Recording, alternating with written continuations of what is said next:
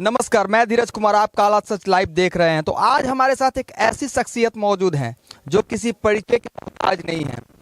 मजदूरों के लिए आवाज उठाने के लिए भ्रष्टाचार का मुद्दा, महंगाई का मुद्दा, रोजगार का मुद्दा, रिश्वतखोरी, कमीशनखोरी, हर समय गरीब तबके के लिए हमेशा सदैव तत्पर रहते हैं। तो आइए हम बात करते हैं संजय सहनी जी से, जो कि इस कुरहनी विधानसभा उपचुनाव में निर्दलीय प्रत्याशी हैं। तो सबसे पहले स्वागत है सर हमारा आपके चैनल में। बहुत बहुत धन्यवाद। तो सर, पिछली बार भी आपने 2020 में चुनाव निर्दलीय प्रत्याशी के रूप में लड़ा था, तो इस बार भी चुनाव लड़ रहे हैं। तो इस बार कितना जन समर्थन मिलता दिख रहा है? आप मजदूर के लिए इतना वर्क कर चुके हैं, और रही बात कि आपकी पहचान की, तो राष्ट्रीय स्तर तक ख्याति प्राप्त कर चुके हैं, कई सारे अवार्ड पदक मिल चुके हैं। और मैं आपको एक बार फिर से बता दूं कि इनकी जो संघर्ष की कहानी है, सत्यमेव जयते से आमिर खान जो इसके एंकर थे, सत्यमेव जयते में एक बड़े राष्ट्रीय चैनल पे दिखाया गया है। तो मैं ये बात करता हूँ, कई सारे मैगजीन भी इनके का भी ये कहानी सम्मिलित हो चुका है। तो आइए सर, जो ये मजदूर वर्ग के लोग हैं, गरीब तबके के लोग हैं, तो मनरेगा जैसे प्रमुख योजनाओं, जो कि केंद्र की प्रमुख योजना है, तो उसके माध्यम से आप मजदूरों के लिए हमेशा आगे रहते हैं। तो इस योजना पे जो भ्रष्टाचार है, उसको कैसे समाप्त किया जाए? देखिए, जिस व्यक्ति के लिए, जिस परिवार के लिए मैं संघर्ष कर रहा हूँ, उसमें से खुद एक मैं हूँ। और मैं खुद माइग्रेंट वर्कर रहा, बाहर गया, काम सीख के आया, और अब उनके लिए संघर्ष कर रहा हूँ। ये संभव है, और उसके लिए रास्ता बनाना पड़ेगा, आपको एक सिद्धांत बनानी पड़ेगी। और यदि आप सिर्फ राजनीति करना चाहते हैं तो ये ना ख़त्म होगा कभी, और कई लोग ख़त्म करने की कोशिश किया, हुआ नहीं था। तो हमारा अपना एक सोच है, और हम इस कदम पे आ चुके हैं। ना सिर्फ चुनाव, हमारे लिए चुनाव ही लड़ना सिर्फ ये काम नहीं है। ऐसा हमारे लिए हज़ारों काम हैं जो मजदूर, किसान, छात्र, नौजवान, युवा, बच्चे, माता बहन, बड़े बुजुर्ग, सबके एक मुद्दा का सवाल है, उनके अधिकार का सवाल है, और मैं उठाता रहता हूँ, चाहे किसी भी मुद्दा पे हो उनका जो भी समस्या है। चुनाव में लड़ रहा हूँ, इंडिपेंडेंट, निर्दलीय इसलिए लड़ रहा हूँ क्योंकि मुझे कहीं ना कहीं लगता है कि अगर हम काम करना चाहते हैं तो उन चोर के बीच से अलग हटना पड़ेगा। अगर हम उस चोर में जाके चले जाए और उसमें हम बोले कि हम काम करेंगे, तो वो सब चोर मिलके हमें काम नहीं करने देंगे। तो बात सिर्फ टिकट की नहीं है, पार्टी की नहीं है। अभी का माहौल बहुत ही ख़राब किया गया है राजनीतिक में, जाति, धर्म, पैसे, पार्टी, टिकट, और इस बीच में हमारे जैसे लोगों के लिए एक चैलेंज हो जाता है चुनाव लड़ना। फिर भी हमें आशा है कि जनता आज न कल समझेगी और हमें प्राथमिकता देंगे। हम उनके लिए संघर्ष कर रहे हैं, और हम गलत रास्ते पे तो नहीं जाएंगे। हमें ना टिकट चाहिए और ना हमें वैसा पार्टी का समर्थन चाहिए। सर, इस चुनाव में कई सारे media, print media, electronic media के माध्यम से भी ये खबर मिली कि आपको कई सारी प्रमुख पार्टियों की तरफ से भी टिकट के लिए आपको बोला गया था कि आइए हमारे पार्टी के सिंबल से आप चुनाव लड़िए। तो क्या आप किसी भी पार्टी का सिंबल एक्सेप्ट क्यों नहीं किए? ये सही बात है। मैं अकेला नहीं हूँ। मेरे साथ बिहार के 5 से 6 डिस्ट्रिक्ट अभी वर्तमान में एक संगठन है मनरेगा मजदूरों का, प्रवासी मजदूरों का, जो 45 विधानसभा में अभी तक काम कर रहे हैं।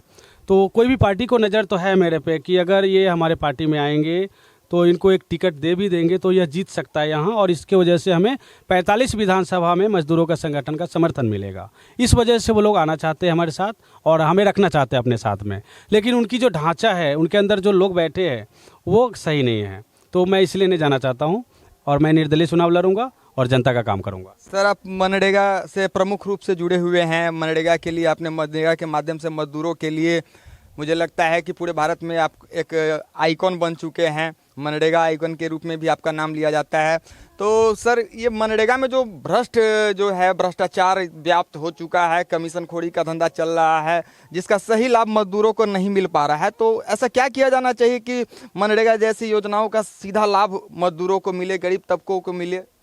देखिए, अभी तक मनरेगा का उद्देश्य जो था, मनरेगा का उद्देश्य यही था कि ग्रामीण क्षेत्र में जो परिवार रहते हैं उनको रोजगार की ज़रूरत है, उन्हें 100 दिन कम से कम साल में गारंटी के साथ रोजगार मिलेगी।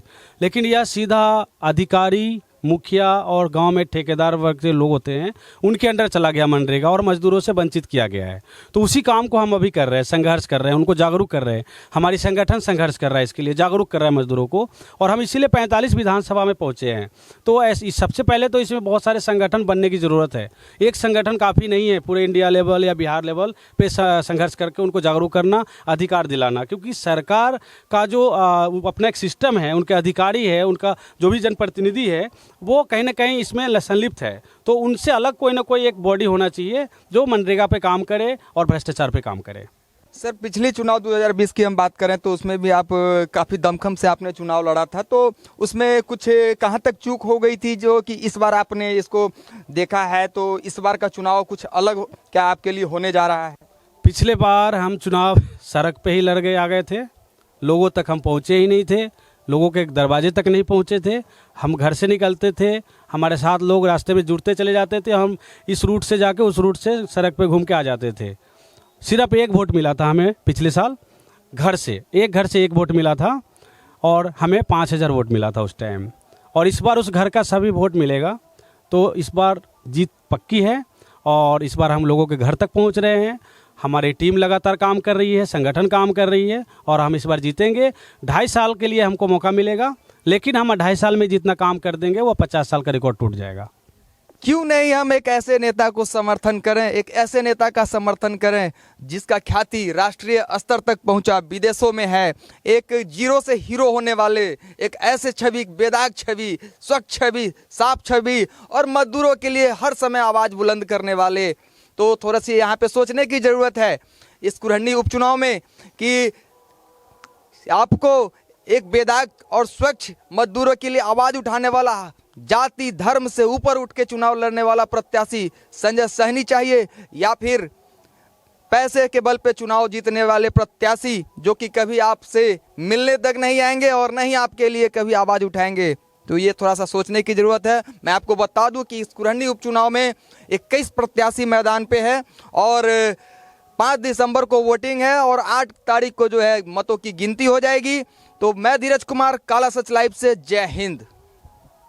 ओके, तो मैं अभी कुरहनी उपचुनाव में नतरौली ग्राम में हूँ, और जहाँ कुछ महिला एकत्रित हैं, तो इनसे हम बात करते हैं कि कैसे और किसे समर्थन कर रहे हैं ये लोग। तो क्या नाम हुआ आपका? पिंकी कुमारी। और तो इस बार चुनाव में आप किसे समर्थन दे रही हैं, किसे वोट दे रही हैं? संजय सहनी के। संजय सहनी जी को। तो काफी अच्छे नेता हैं संजय सहनी, बहुत ही अच्छे नेता है। तो आप लोग के लिए काम करते हैं?